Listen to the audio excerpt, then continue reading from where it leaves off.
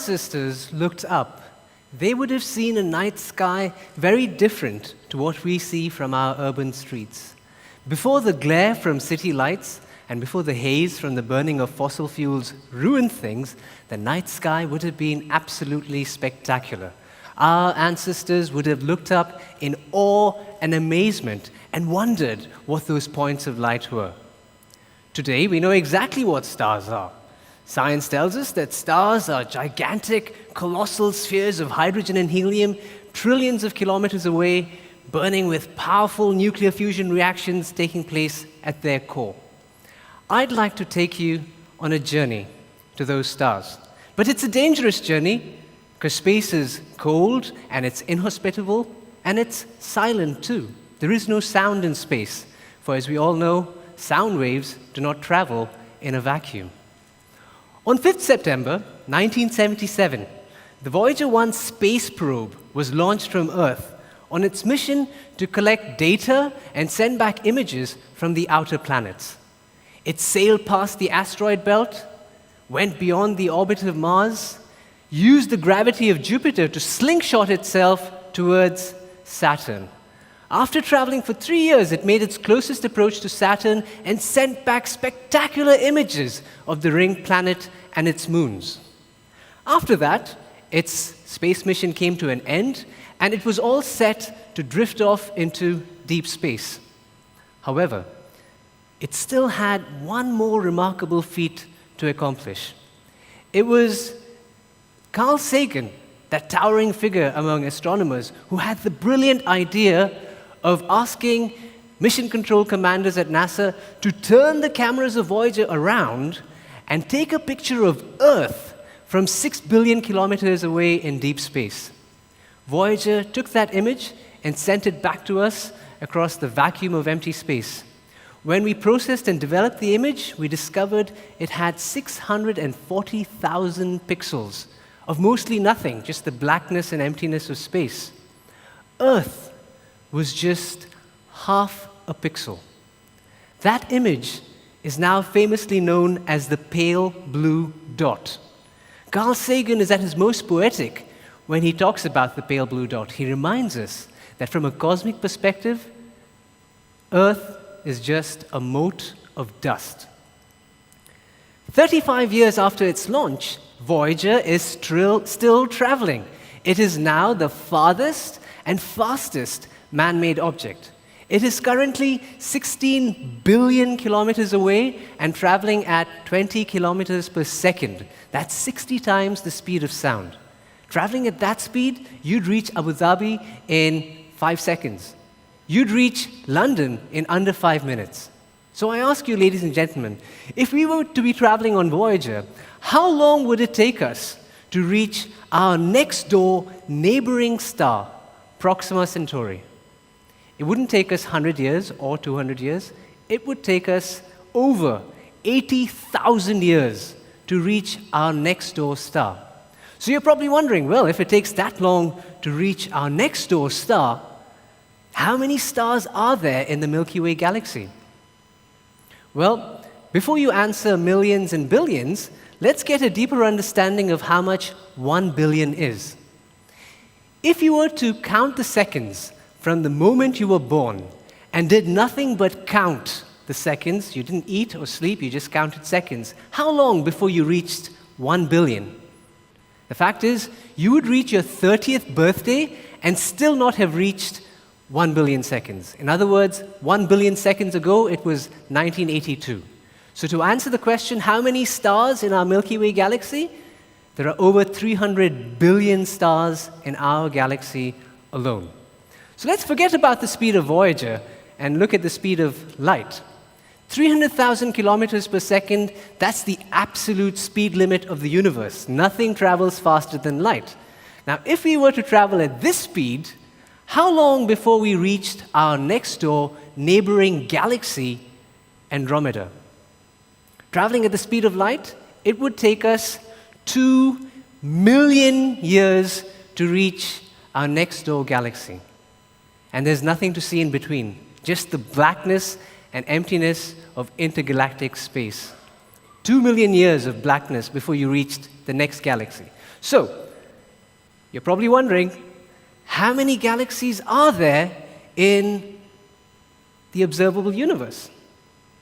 Based on images sent back by the Hubble Space Telescope, and based on some incredible astronomical calculations, scientists estimate that there are over 100 billion galaxies in the observable universe, each containing on average about 100 billion stars. So how big is that number? The fact is, there are more stars than there are grains of sand in all the deserts and beaches of our planet. I'll pause while the significance of that fact sinks in. And it is a fact, make no mistake about it. So, when I say let's bring in the cosmic perspective into the classroom, what I mean is let's start educating our children and our students about our place in the universe. To think that something interesting is happening only around our sun, that one grain of sand, is to be guilty of a great hubris. And our species has been guilty of a great hubris many times in the past. We like to think that we are the center of all things. But the fact is, the universe is indifferent to our existence. The universe is vast and it's mysterious. Over 90% of the matter and energy of the universe is classified as dark matter and dark energy. We have no clue what it is. All the galaxies and planets and stars that we see constitute just 10% of known matter. So, in the face of all the wonderful discoveries that we've made about the universe, and in the face of all the wonderful discoveries we're about to make about the universe, what should schools and institutions of learning do? How would it help students to take a cosmic perspective? Well, I believe taking a cosmic perspective would allow students to appreciate that they are part of something far greater and far grander than their race or nationality, their ethnicity, or their tribe.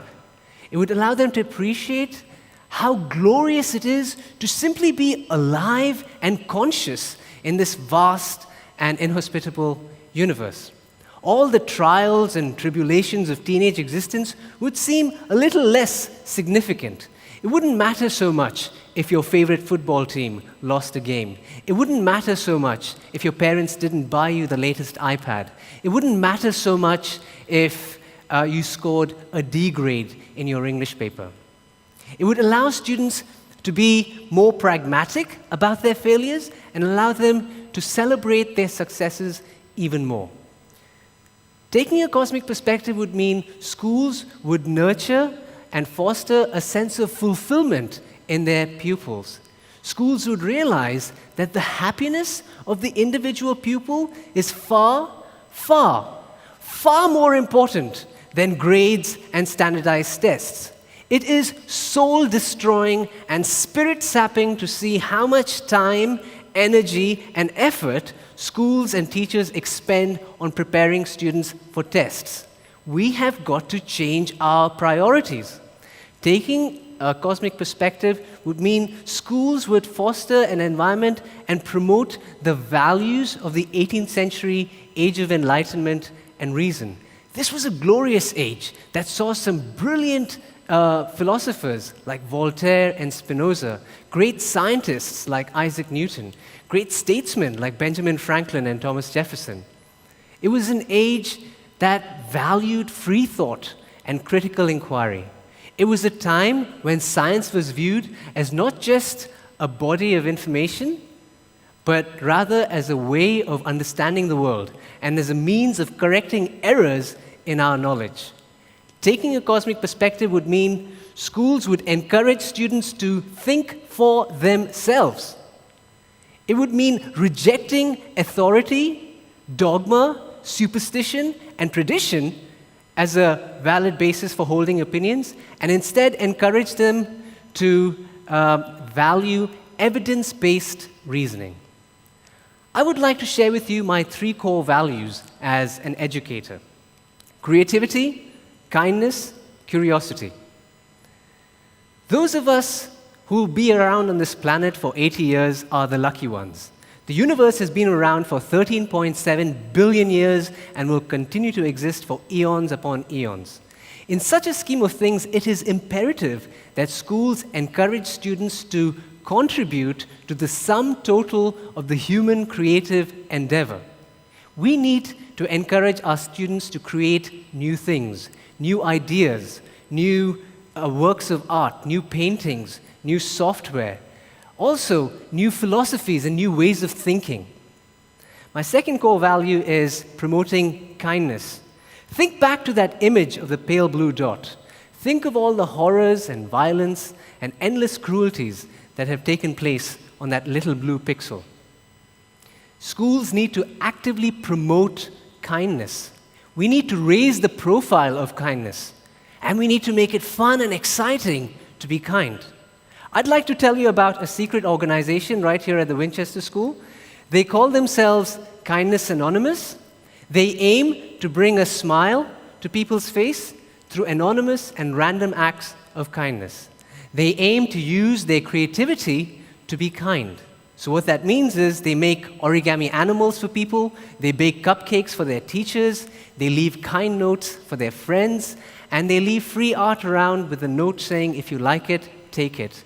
And they do it all anonymously. They do it for the sake of being kind and not for reward, praise, or recognition. My final core value is promoting or fostering curiosity. There is a lot of future knowledge awaiting us. We need to refine our students' research skills. We need to help them distinguish between propaganda, information, misinformation, and disinformation. We need to arouse their curiosity about their place in the world and about their place in the universe. And one of the best ways to do it, I've found, is to start an astronomy club. When I started the Winchester School Astronomy Club, it was with 2 students, Shafna Qasim and Raya Bitshari. Today, it's safe to say it's one of the most popular clubs at school. We have exciting weekly workshop-style meetings where we talk about the mysteries and wonders of the cosmos. We go out on trips to planetariums, observe eclipses and planetary transitions, and most exciting of all are the overnight stargazing trips. In fact, on this very day, 1 year ago, we were out in the desert observing the Leonid meteor shower.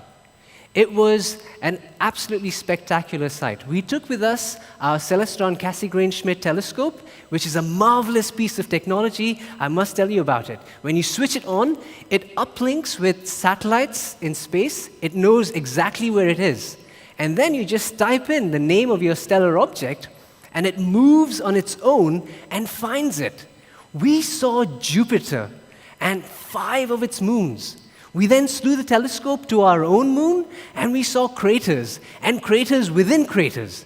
It was a sublime and awe-inspiring experience. Carl Sagan says, astronomy is a humbling and character-building experience. We need to share this experience with our students. I'd like to end on an optimistic note. We heard some brilliant speakers this morning. The key feature of all those talks among the youth was their sense of optimism. We need to promote, encourage the sense of optimism. IntelligentOptimism.com is an initiative we've started right here at the Winchester School. We aim to be optimistic, but in an informed, rational, and intelligent manner. It's run by a group of students who call themselves the Sixth Reformers. They're a group of 16 to 18-year-olds who aim to make school fun and exciting. They lead the school's astronomy club, science club, debate club, film club, the school radio, podcast banks, and various other initiatives that make the Winchester School one of the most exciting schools to be in. As teachers, we wear many hats and have many roles. We are guides, guardians, counselors, and sometimes even the police. I'd like us to start seeing ourselves as entertainers as well. And when we see ourselves as entertainers, then the classroom becomes our stage. The students become our audience, and the lesson becomes a show. And if we want our audience to come back for the next show and the next and the next, then we've got to keep the show exciting. We've got to make learning exciting. But it's no longer enough to make learning exciting. We've got to make learning addictive. And so, ladies and gentlemen, my dear students, young adults in the room, our future is in the stars. The universe beckons. Unimaginably fascinating things are just waiting to be discovered. Let's all take a cosmic perspective. Thank you.